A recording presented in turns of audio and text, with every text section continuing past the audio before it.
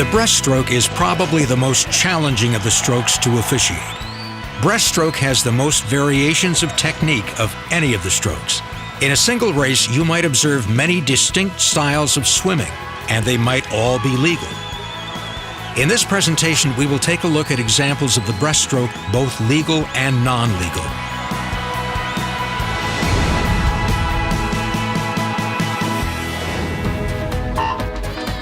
The official's responsibility begins as the swimmers enter the water at the start of the race.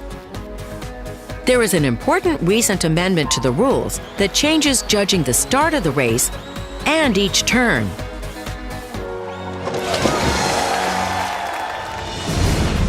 First, we will address the arms. Previously, there had to be lateral separation of the hands before the butterfly kick could be taken. Under the new rule, a single butterfly kick may be completed at any time prior to the first breaststroke kick. These swimmers take more than one butterfly kick. This is not legal.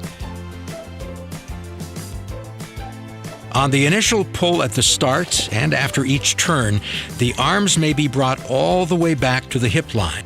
The head must break the surface of the water at or before the hands turn inward at the widest part of the second arm pull.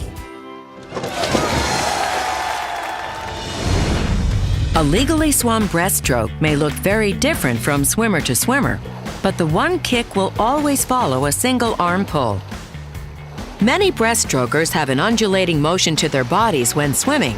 This is perfectly legal, as long as the swimmer is not using a downward butterfly kick during any part of the kick and is following the other rules of breaststroke. When officiating the breaststroke, you must watch the whole body, not just the pull or just the kick. From the beginning of the first stroke, after the start and each turn, the body shall be kept on the breast. Arms shall move simultaneously and in the same horizontal plane, without any alternating movement. This turn is not legal. The swimmer comes off the wall towards her back. The hands shall be pushed forward together from the breast, on, under, or over the water. The elbows shall be kept under the water, except for the last stroke at each turn and at the finish. The hand shall be brought back on or under the surface of the water. The hand shall not be brought beyond the hip line, except during the first stroke after the start and each turn.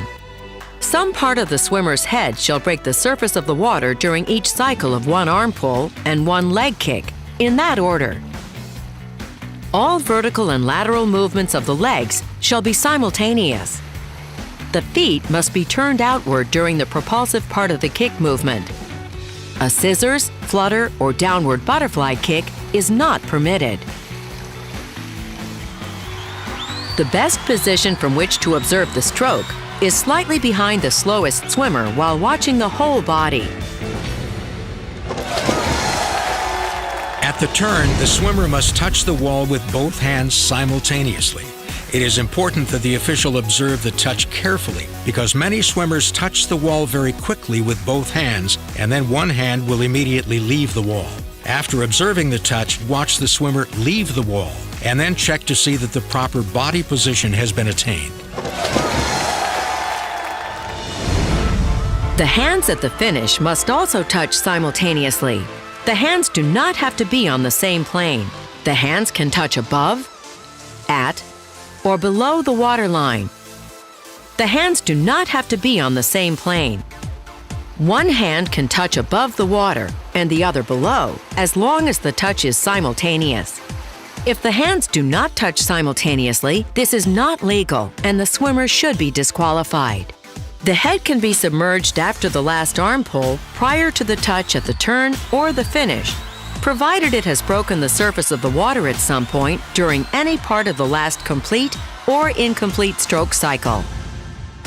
Reviewing the breaststroke, remember these important points. A single butterfly kick may be completed at any time prior to the first breaststroke kick. After that, a scissors, flutter, or downward kick is not permitted. The initial arm pull after the start and at each turn may be brought to the hip line. The head must break the surface of the water during each cycle of one arm pull and one leg kick, in that order. The hands must touch the wall simultaneously at each turn and at the finish.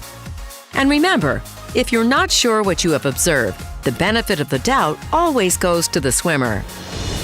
For more information about officiating swimming, go to usaswimming.org.